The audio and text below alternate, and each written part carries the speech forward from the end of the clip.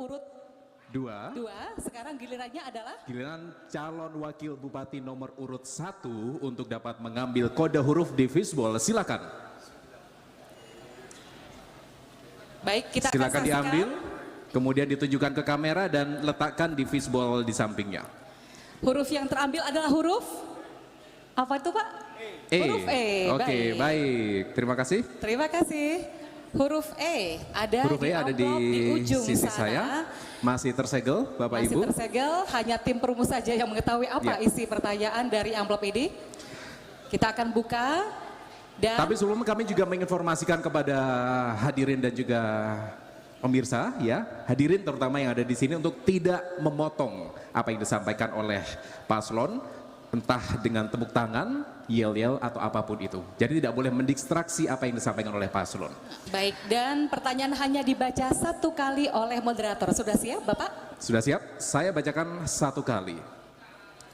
Terkait dengan pengangguran dan lapangan pekerjaan. Upaya penurunan angka pengangguran bertujuan untuk mewujudkan transformasi ekonomi yang inklusif dan bertumpu pada potensi daerah yang berkelanjutan.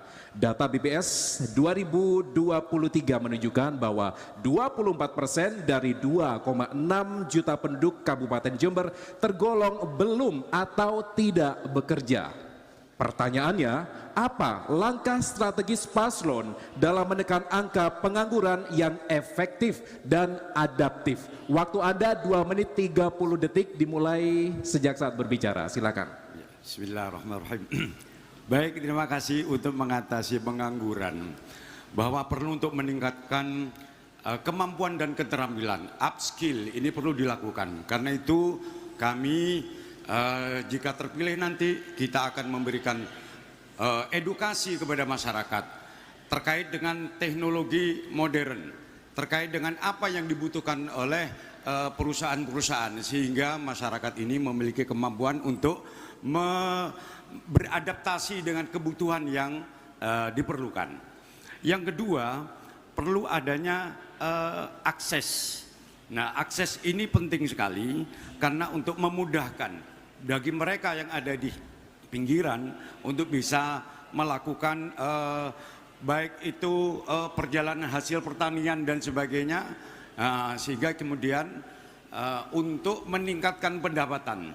Dan ini membuat kita akan melakukan kerjasama dengan beberapa pihak agar mereka memiliki kemampuan untuk membuka lapangan kerja baru sehingga mereka para pengangguran ini dengan dibekali ilmu pengetahuan, teknologi dan sebagainya ini kita harapkan ada kemauan. Kita berikan edukasi terkait dengan life skill sehingga kalau toh kemudian dia harus bekerja sendiri, mereka ini memiliki kemampuan untuk mandiri. Kita akan berdayakan warga miskin. Kita, antara lain kita berikan bantuan untuk ternak, misalnya ikan. Ini kemudian agar mereka mengelola itu. Kita beri mereka kail agar mereka mampu untuk memberdayakan dirinya. Termasuk juga seperti peternakan misalnya. Sektor ini juga perlu untuk ditingkatkan. Kita akan berikan bantuan kepada mereka pengangguran untuk kita berikan kandang misalnya ayam dan sebagainya agar mereka mampu untuk mengembangkan. Karena rata-rata mereka pengangguran ini karena satu kurang dari teknologinya atau pengetahuannya, yang kedua terbatas dengan modal. Untuk itu UMKM akan kita dorong semaksimal mungkin dan kita permudah permodalan bagi UMKM di Kabupaten Jember. Terima kasih. Waktu telah habis. Selanjutnya dari setengah menit dimulai ketika Anda berbicara. Silakan. Tapi Emil, sebelumnya kami persilakan calon Bupati nomor urut 2 untuk duduk. Terima kasih. Mohon tenang. Harap Baik. tenang. Sudah tenang. Baik, kami persilakan untuk bisa merespon. Silakan Bapak. Mohon tenang. Mohon tenang. Debat tidak akan dilanjutkan ketika Anda tidak bersikap kooperatif. Terima kasih. Paslon nomor urut 2, kami persilakan waktu Anda 1 menit 30 detik. Maaf Gus Firjon, angka pengangguran dari tahun 22 menjadi tahun ke-2 tahun 23, angka pengangguran itu naik Pak. Untuk mengatasi itu, kami paslon nomor 2 mempunyai langkah hal strategis dalam rangka menanggulangi pengangguran. Yang pertama, tentu menciptakan iklim investasi yang sehat melalui pendekatan birokrasi yang efektif dan efisien guna memudahkan dan mempercepat proses perizinan serta menjamin implementasinya. Dengan demikian dapat membuka lapangan kerja baru. Yang kedua, mendirikan bengkel usaha di setiap kecamatan sebagai wahana untuk mendorong tumbuh kembangnya UMKM. Program bengkel usaha ini berupa pelatihan, pendampingan, bantuan modal, sharing fasilitas usaha, dan asistensi pasar. Berdasarkan program di atas, 02 akan membuka banyak peluang kerja. Waktu telah habis. Dari sekarang, silakan. Baik, terima kasih. Saya kira terkait dengan data, ini perlu untuk lebih up to date. Karena data yang disampaikan tadi, soal stunting, soal pengangguran, kemiskinan, ini data tahun 2022 Bapak Ibu sekalian. Jadi perlu ada, sekarang ini stunting sudah turun, pengangguran pun juga turun. Di pertengahan 2021-2022 ini pengangguran naik karena apa? Ada COVID dan di hampir semua kabupaten kota itu mengalami hal yang sama. Tetapi perlu dilihat hari ini, tahun ini, bagaimana pengangguran di Kabupaten Jember. Kemiskinan yang semula kita tinggi, ini kita sudah di ranking 18. Nah ini, tapi tetap kita akan banyak kekurangan. Kami akan berupaya untuk memaksimalkan. Termasuk tadi antara lain akan memberikan pelatihan-pelatihan dan sebagainya. Nah ini juga itu yang sudah kita lakukan Bapak Ibu sekalian. Kita juga suku tata boga, kemudian menjahit, kemudian itu sudah kita berikan. Maka ini adalah sesuatu yang ingin saya dapatkan dari paslon nomor 2 ini. Apa inovasi yang baru yang akan dilakukan? Sementara tadi ada yang disampaikan, itu sudah kami lakukan semuanya. Gitu. Nah, jadi karena itu kami butuh inovasi baru dari pemuda yang katanya punya inovasi yang luar biasa. Waktu Anda habis. Habis.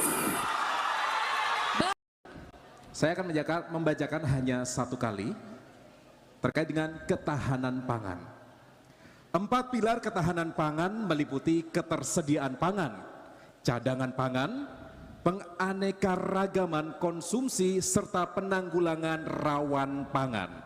Berdasarkan peringkat dan indeks ketahanan pangan IKP tahun 2023, Jember menempati peringkat 201 dengan IKP sebesar 77,43. Peringkat dan IKP Jember berada di bawah Banyuwangi dan Lumajang. Pertanyaannya, bagaimana langkah konkret paslon dalam mendongkrak peringkat dan IKP di Jember? Waktu Anda 2 menit 30 detik dimulai sejak berbicara, silakan. Terima kasih.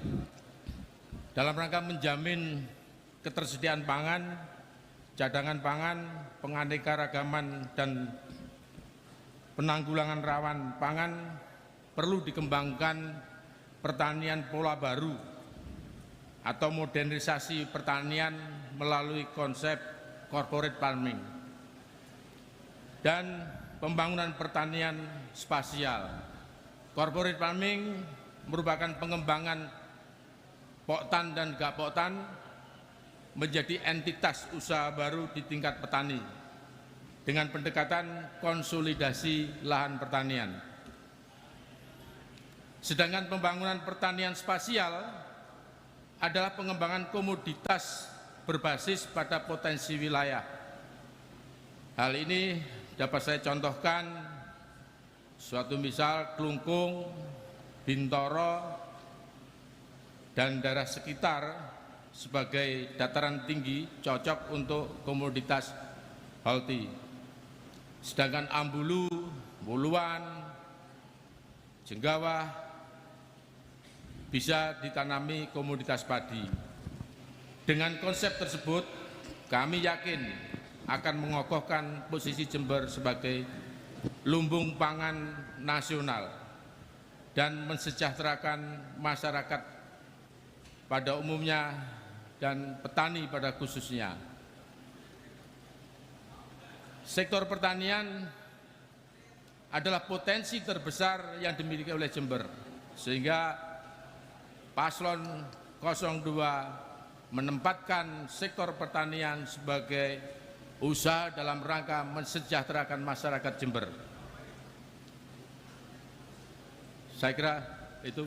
Masih ada waktu yang tersisa, kami persilakan untuk bisa memanfaatkan waktu yang ada. Masih ada waktu 20 detik. Cukup. Silakan. Kita masih menunggu waktu sampai habis, Bapak Ibu. Baik.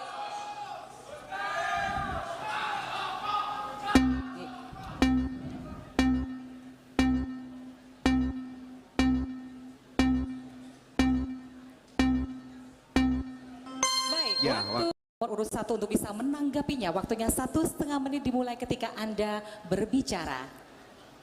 Baik, bertanya juga boleh ya? Oke, baik, terima kasih. Tadi yang disampaikan cukup baik, Pak. Ya, tapi itu sudah kami lakukan, Pak. Ya. Dan terkait dengan ketahanan pangan, ini tidak hanya sekedar lumbung, kemudian soal, tapi butuh salah satunya disertifikasi pakan, disertifikasi makanan ya, atau tanaman. Juga butuh teknologi pertanian terkait dengan pertanian presisi, irigasi, irigasi pintar dan sebagainya. Nah, ini saya hanya ingin bagaimana menurut Paslon 2 terkait dengan desertifikasi tanaman ini, agar kita tidak bertumpu pada satu jenis makanan saja, tetapi juga bisa kepada makanan-makanan yang lain. Dan ini kemudian untuk itu kami juga ini termasuk juga bisa menyelamatkan para petani jika hanya satu model tanaman saja. Tapi kalau berbagai macam tanaman ini akan bisa, termasuk juga kita sudah mengupayakan pabrik pupuk organik ini dalam rangka ketahanan pangan. Waktu habis. Tadi sudah direspon 1,5 menit dimulai ketika Anda berbicara. Mohon tenang Bapak dan Ibu. Tenang ya, kami persilakan. Ngapunten Gus Pirjon, mungkin tadi tidak menyimak apa yang saya sampaikan program corporate farming tadi. Program tersebut melalui pendekatan konsolidasi lahan. Artinya masyarakat atau gapotan pemilik lahan dalam satu hamparan bisa dikonsolidasikan menjadi hamparan yang luas, sehingga pendekatan teknologi pertanian akan dengan sangat mudah dilakukan. Itu yang pertama. Yang kedua, terkait dengan yang saya sampaikan tadi, pertanian spasial tadi, itu dalam rangka untuk mendapatkan keanekaragaman pangan tadi. Justru dengan pendekatan pertanian spasial, komoditas tertentu akan ditanam pada daerah tertentu, yang tentunya daerah tertentu tadi tingkat kesuburan tanahnya memang cocok untuk komoditas tertentu tadi. Makanya tadi saya contohkan Puluhan untuk padi, Bintoro untuk horti.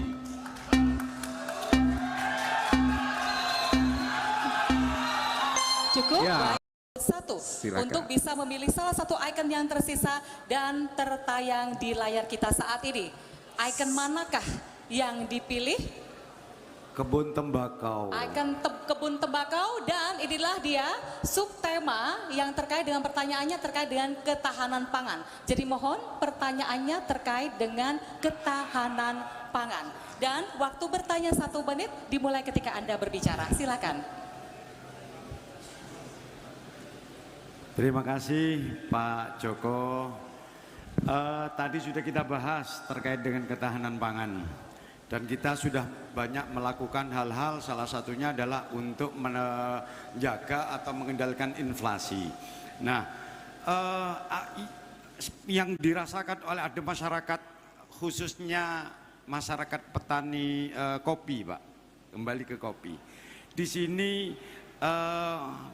apa konsep Bapak terkait dengan bagaimana hasil-hasil pertanian ini bisa dipertahankan dan bisa memiliki daya simpan yang agak lama, sehingga ini mampu untuk mengatasi meningkatkan ketahanan pangan, dan bagaimana cara untuk memberdayakan pesantren agar bisa memiliki ketahanan pangan. Kami persilakan, Pak. Terima kasih. Waktu 2 menit. Terima kasih Gus Pirjon. Tadi kalau pertanyaannya kopi dan pesantren, kopi memang komoditas terbesar atau sangat besar di Kabupaten Jember. Justru kalau saya berhitung dari kopi yang dihasilkan dari lahan kehutanan sosial saja, saya hitung potensinya 8,5 triliun. Tentu ini potensi yang sangat besar. Cuman sayangnya Jember sampai hari ini juga tidak mengelola hasil panen itu, tapi justru pengelolaan atau pengolahannya diambil oleh Malang. Ini hal yang sangat disayangkan. Jember punya potensi yang besar tapi tidak melakukan hal itu. Bagaimana keterlibatan atau pondok pesantren tadi? Saya contohkan suatu misal pondok pesantren yang ada di Silo. Harusnya pemerintah daerah memfasilitasi pondok pesantren untuk dapat mengelola atau justru mengolah kopi yang ada di Silo. Justru hal lain lagi yang terkait dengan PDP, sampai hari ini kondisinya terus merugi. Ke depan kami, saya dan Gus Pawait sepakat, petani, buruh kebun, kita berikan konsesi untuk mengerjakan kebunnya. Waktu habis. Baik, tadi ada satu jawaban bahwa kopi yang dihasilkan di Jember dikelola di Malang, tidak dikelola di Jember. Ini rasanya memandang dengan sebelah mata warga Jember yang memiliki kemampuan untuk mengelola kopi. Ini sudah banyak kopi yang dikelola di Kabupaten Jember oleh warga Jember sendiri. Jadi saya kira informasi-informasi tadi bahwa kopi dikelola di Malang ini perlu untuk direvisi barangkali. Saya mohon maaf ini kepada pengusaha-pengusaha kopi yang ada di Jember ini atas pernyataan yang bahwa kopi ini dikelola di Malang. Tidak, Pak, kopi ini dikelola di Jember. Jember kota kopi robusta Indonesia. Ini harus dipahami. Nah, yang kedua tadi soal pesantren. Ini maksud kami bahwa bagaimana agar pesantren ini memiliki pemberdayaan santri. Maka tentu bukan hanya mengelola, Pak, tetapi harus pertama dibekali dengan ilmu. Man arada dunya fa'alaihi bil ilmi. Mutlak ilmu itu diperlukan. Karena itu mengajari kepada santri keterampilan-keterampilan untuk mengelola dan pemberdayaan diri sendiri dan pesantrennya dalam rangka ketahanan pangan di Kabupaten Jember. Terima kasih. Baik, waktu telah habis. Ya. Di balik rembangan adalah tentang pendidikan. Pendidikan. Jadi mohon pertanyaannya terkait dengan subtema pendidikan. Kami persilakan pertanyaannya. Waktunya 1 menit, waktu menjawab seperti tadi 2 menit dan waktu menanggapi kembali 1 menit 30 detik. Silakan Bapak.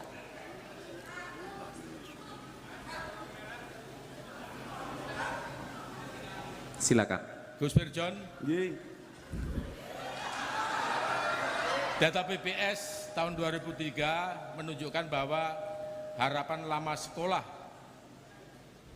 di Jember adalah 13,49 dan rata-rata lama sekolah 6,01. Jika dibandingkan dengan kabupaten sekitar yang APBD-nya di bawah Kabupaten Jember, nilai rata-rata lama sekolah berada di bawah capaian Bondowoso yang 6,36, Lumajang 7,14, Situbondo 6,9. Di sisi lain, jumlah pondok pesantren di Jember 2 kali lebih dari desa di Jember.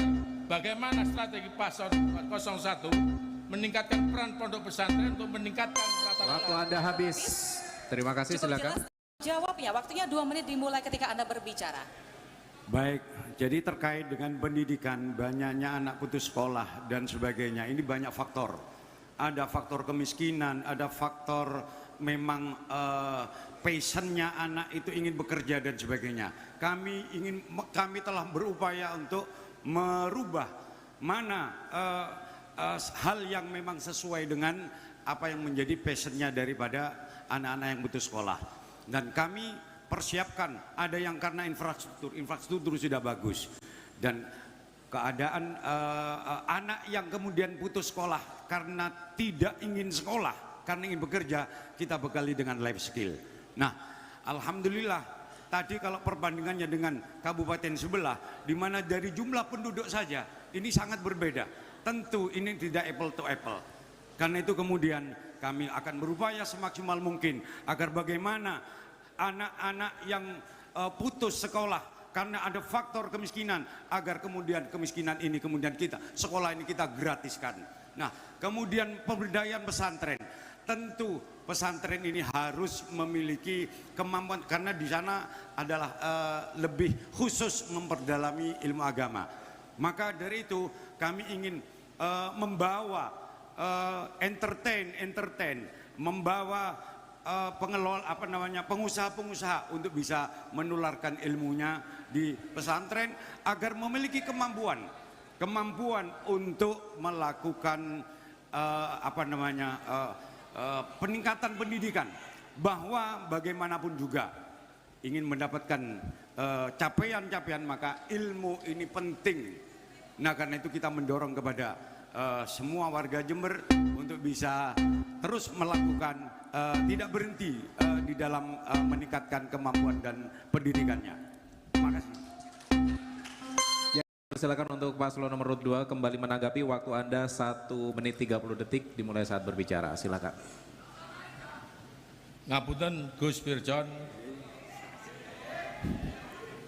tadi yang saya tanyakan bagaimana meningkatkan peran pondok pesantren dalam rangka penurunan rata-rata lama sekolah.